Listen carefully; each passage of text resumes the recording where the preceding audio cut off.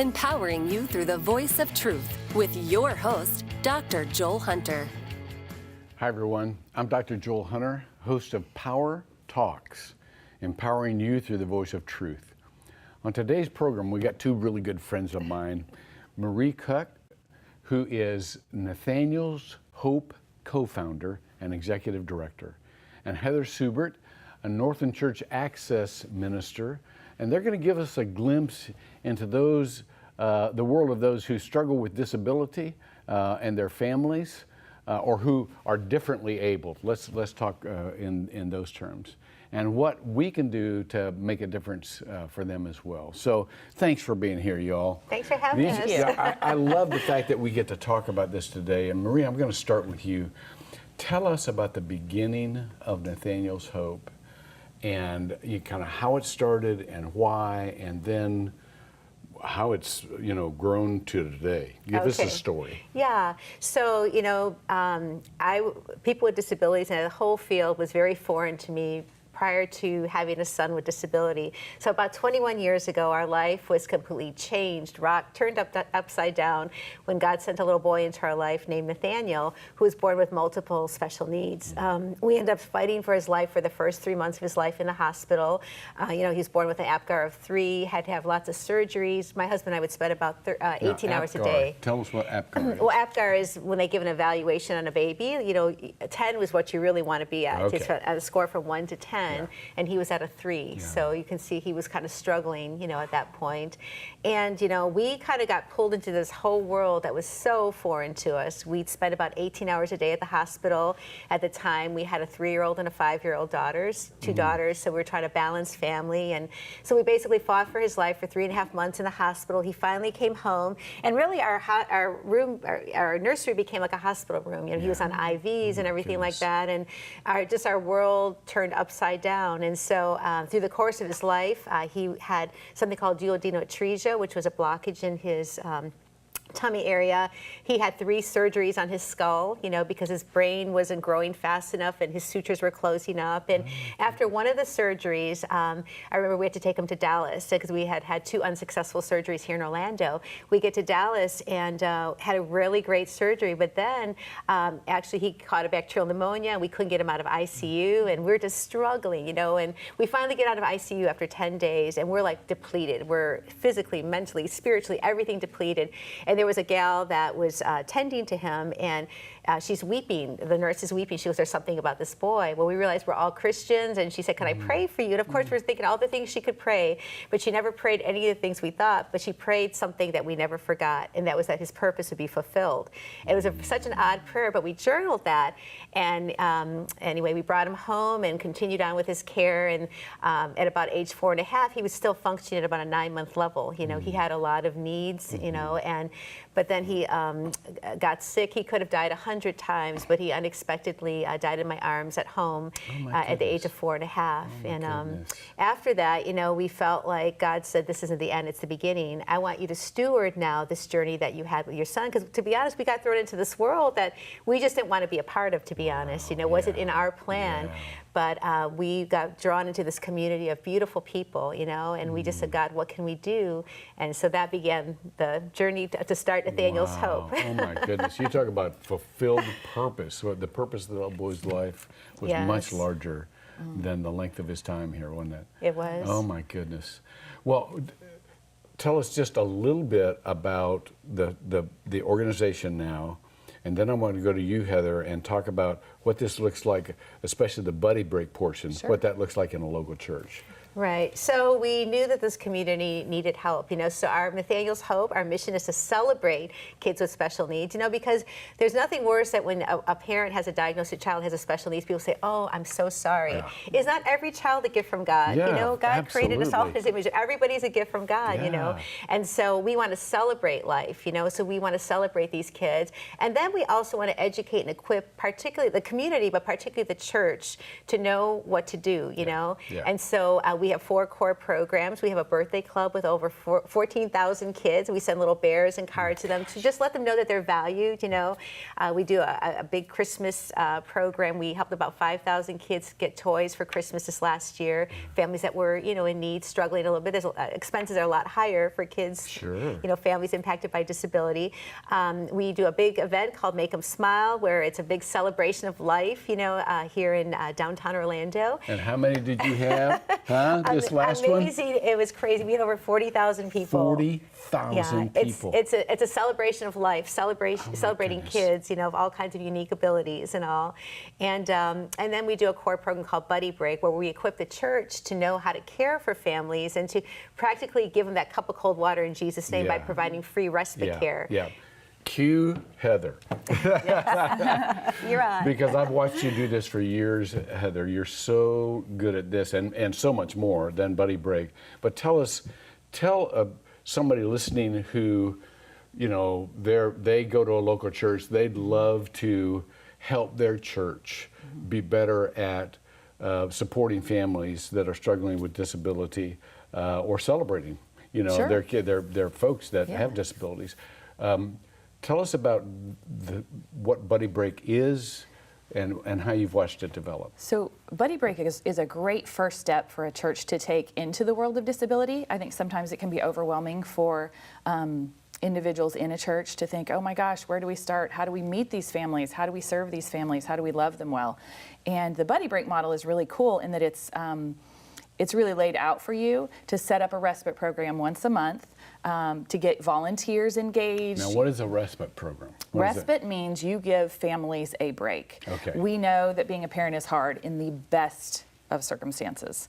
Being a parent is so difficult. And then you add some of the challenges that come with having a child with a disability. You've got therapies, you've got school meetings, your lack of sleep, medical issues. The families that we serve are really, really tired. And sometimes they don't have a lot of resources to be able to pay somebody to come and watch their kids.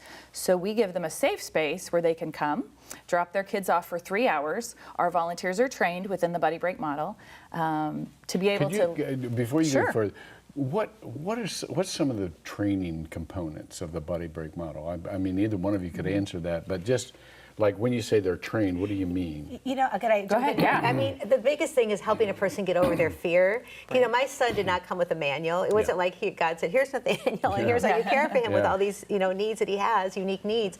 But it's really, as a parent or as a person, it's just getting over your fear and just saying, I want to get to know that child, and I'm going to equip myself, because every person is so unique. Yes. So sometimes when you say a person has a disability, it's not, this is how it looks like, but everybody, God has created us also uniquely, I in that love the way. phrase, I want to get to know the child. That's Yes. so important. Okay, so go ahead. Yeah, I interrupted you. Yeah. Do you remember why I interrupted you? I'm really bad at Yes, this. no, that's great. So the respite is a break for the parents. It's also an opportunity, as Marie said, for the volunteers to get over their fear and start to build relationship, because the most important part of our training is just helping everybody recognize that we're all made in the image of God, right? So once volunteers kind of get past that idea that disability is scary or something that they need to have specific training in or have a background in dealing with, once they get past that, then they start to build relationships not only with the kids but with the parents, which is really cool. And it gives the parents a sense of community, and it opens the doors to, hey, if we're serving them once a month, what would it look like to invite them to a church service? What would it look like for us to provide a little bit of support for the kids so that mom and dad can worship? And so That is so, let me just break in here, because it is so important, and Marie, you would know this, and every family would, to have a child with special needs is an isolating dynamic. It takes such focus, and many times, your friends don't know what to say, and so you kind of almost self-isolate, because you don't want to be a burden on others. So the larger community of the church or of other families who are going through the same thing, that is so important. Right. Absolutely. Yeah, it is very isolating, you know, and oftentimes a church wants to do something and doesn't know what to do. So this is like a tool, like, okay, so you can engage. It's not a spectator sport. Yeah. It's getting people engaged from the body, you know, to engage. And actually, you know, it's great because respite can provide kids a place to belong, because oftentimes it's hard for our kiddos to find community. Yeah. It gives them community. It gives parents a much needed break.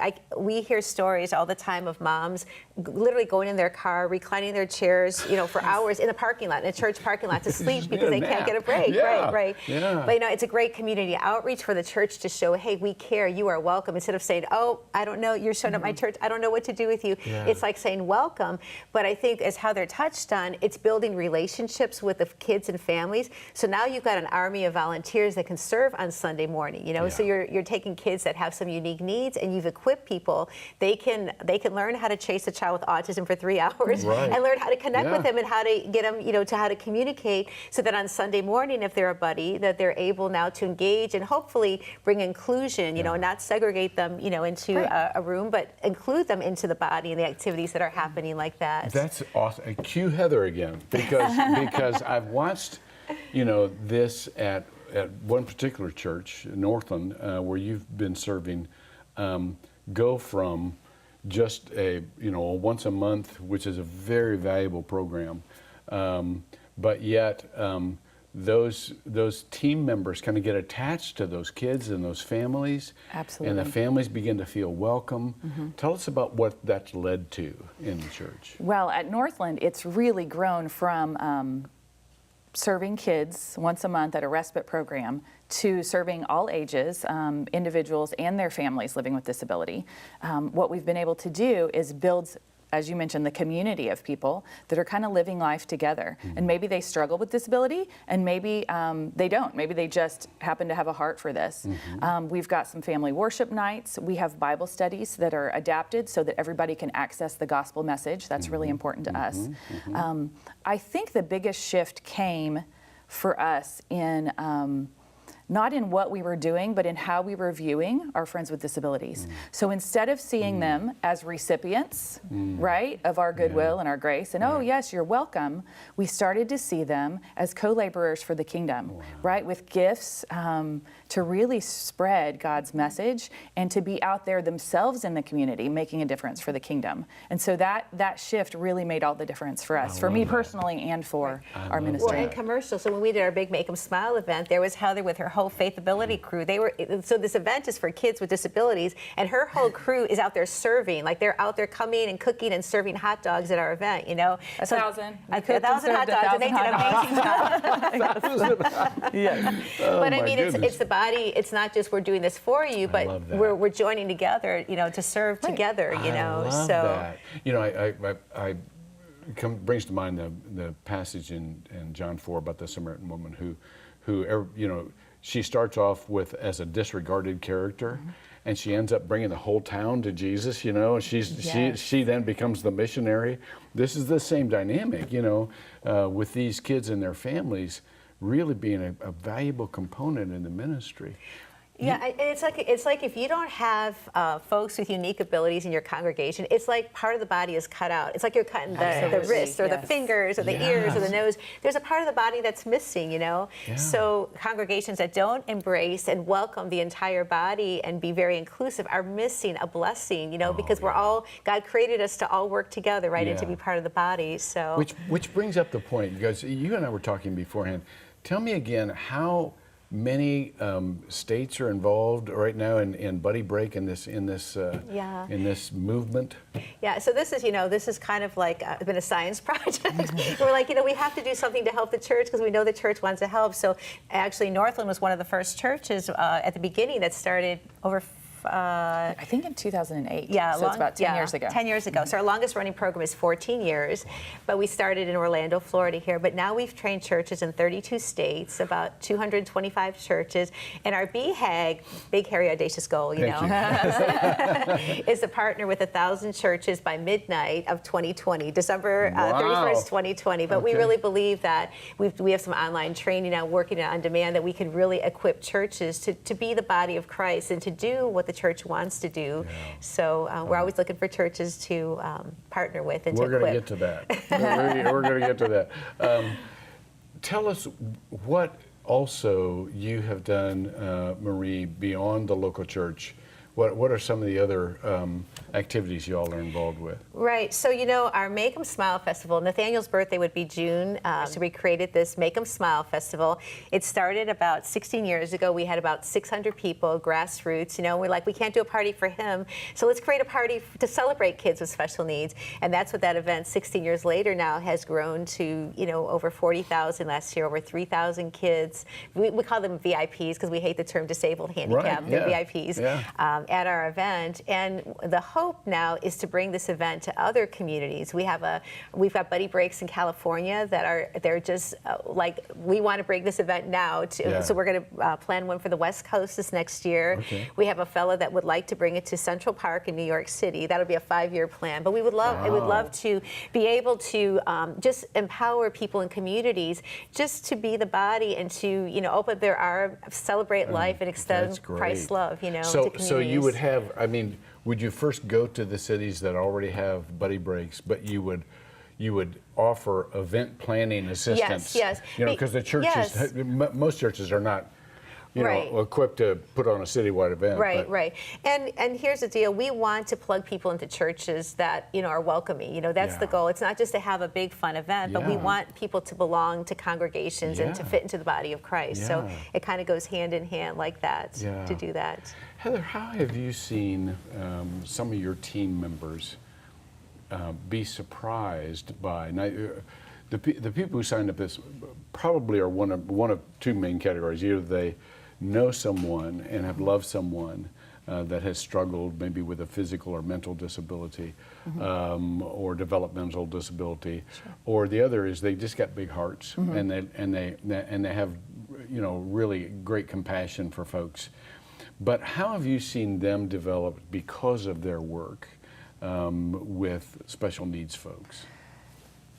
I think, it's so, everybody always says, I get more than I receive. And I think just in this case, it's absolutely true. And they will tell you over and over again how God has worked in their heart to increase all of the fruits of the Spirit, right? Just by serving in that capacity. And we do tend to draw a certain type of personality, but we also get some people that you would never expect, that walk in the doors and are just shocked at the way their lives are changed by these relationships. And that's really cool to see.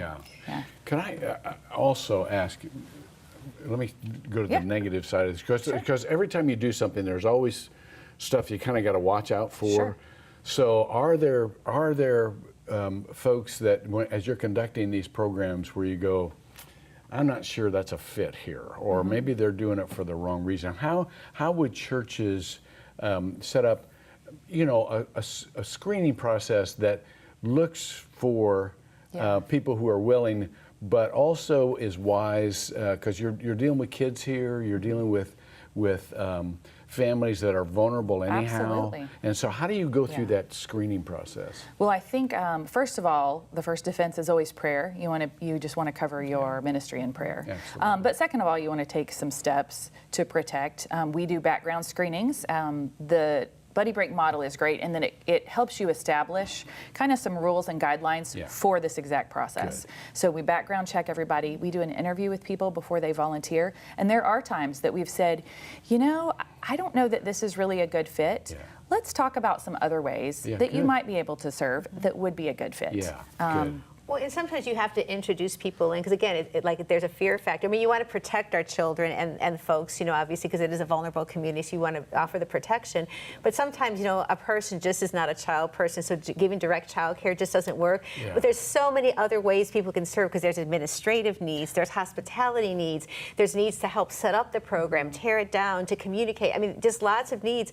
So it's a great entry point. And that's what I love about it. It's a great entry point. And then, to say to Heather's credit, what Northland is doing is absolutely amazing, because it's like a ministry on steroids. It's really how I always refer to Northland as, this is how the model should be done. Look at this church, because this church gets it, how to do it. So it might be like the respite program is like the big toe that opens the door. But then it's like, okay, these kids are growing up now, so when they become teenagers, you can't just keep them in this respite program over here, and keep them in children's ministry. The church has to grow with them and develop their gifts and abilities, and they become adults, and how are we allowing them to grow and to flourish, So it's kind of an entry point, but I was going to say Northland has just done an amazing job, and thanks to your leadership, through all the years of being so welcoming, of this community. Well, I recognize exactly what you pointed out, Marie, and that is the church remains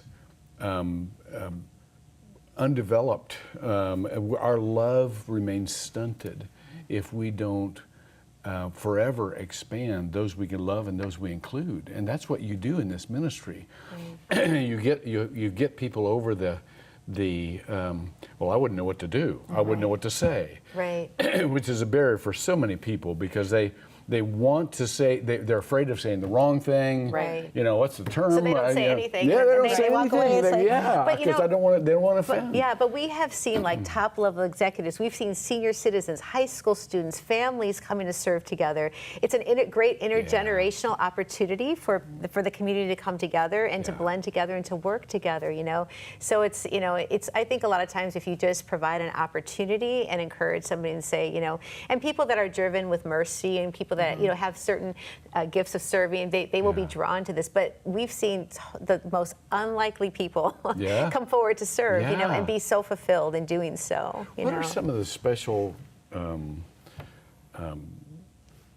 stories that you've seen over the years of families that really found their purpose and really were fulfilled by what you're doing? Anything come to mind? Do you have a good one? Well, I know. I'm like, it's like, how do I pick one? I'm sorry. I sprung this on them. No. But I think the beautiful thing is when a family finds their place. When a family may enter into like a respite program through Buddy Break, and then I think of a family that is serving at Northland right now. That their daughter came in through a respite program and actually had led a program in another church, and now have come in, and now they're a part of the Faith Ability for young adults and everything like that, and they have found community and found their place. I think that's I think when you see the family's needs getting met, and then seeing them engaging into the body, that's the beautiful thing. I was going to say there's like we think in our case, we had these 5 F's. We had faith, we had our family, we had our friends, we had flexibility, and we had finances. So my husband's in business, so we weren't worried about our house being taken away. We weren't worried about missing a mortgage payment or something. We weren't worried about him losing his job or anything like that. Some of these families only have 1 F or 2 F's, and so when we can take these families that only have 1 or 2 F's and we can engage them in the body, and the body totally embraces them, and they can find their community in life. I think one of the most beautiful things is when people that aren't believers come in through a respite program, because we have a lot of unbelievers come in, families come in, and how these lives can be impacted, how they come to Christ, and then they get plugged in. So there are stories. I remember one family we had given a Bible to. They were unchurched family we had given a Bible to, and they had come to hear us speak at one of our churches, and when they got the Bible, they go, I can't put this down. I'm reading it at stoplights and doing it, and their life was completely transformed with the hope of Christ, So I think this is like the tool, this is a tool of hope, because ultimately we want to bring hope, because Christ is what changes, and Christ is the foundation, because I know without Christ in my life, I'm not sure I'd be sitting here today in a still married, and just, intact or anything like that, but he's who gives us the hope, Does this cost a church much? I mean, some smaller churches might say, I want to do this, but we've got a very tight budget, and we're struggling as it is. Is there a big financial investment to do this? There isn't. I mean, there's some basic things. We give them a list of things that you can go to the congregation and say, here's items that you need. It can be done on a shoestring budget. Yeah, absolutely. If you have a budget, you can spend it, but you don't need a budget to make it, so. Yeah, usually the financial barriers that people imagine are really in their head. Because it really comes down to just being creative in thinking about how to adapt what you're already doing. Yeah. And the biggest thing is relationships. I mean, I always say you could do the same thing every month with the kids, and the part that's really meaningful is the relationships that are built between those that are Absolutely. serving and those that are coming to And use that's the the program. principle, isn't it? When they become family, you always make it work out for family. I mean, it's just it's You do, you yeah. know we'll figure it out, as we go along, because we've fallen in love with these people, and we'll figure it out. Well, and you had asked for a story, and I actually have some numbers that tell a story. I made a list of all of the families that were active in Buddy Break and Access Ministries at our church, and it was really cool to see that 80% of those people, 80% who are stretched and struggling and have kids with disabilities, are serving in some capacity in the church. And it just, and we don't pressure them to do that. It's just the idea of finding a community and realizing that, I also have gifts to share, and now because somebody is helping me, provide accommodations for my child, I can invest back into God's kingdom. So that was really impactful and that's to me. beautiful, because the other side of the story, when you say like the negative sides of things, like we get stories all the time from families who say, I've gone to a church and they don't want me and my child to be there, and that breaks my heart, to hear that, Oh, I know. So, Well, I cannot thank you guys enough for what you're doing. I mean, I just, our story, my family is I have a niece that was brain damaged, and she ended up going to the church in town that said, not only will we take care of your child, but our church will be impoverished without your child. We are so glad you're here. That's the perfect posture. Yeah.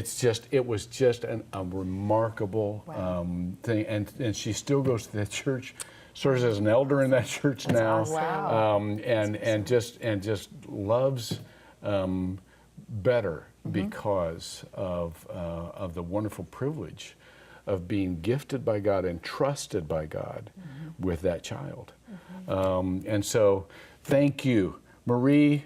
Thank you. You guys, Heather, you guys are just heroes in my book. And so we're out of time. I hate this, we're out of time.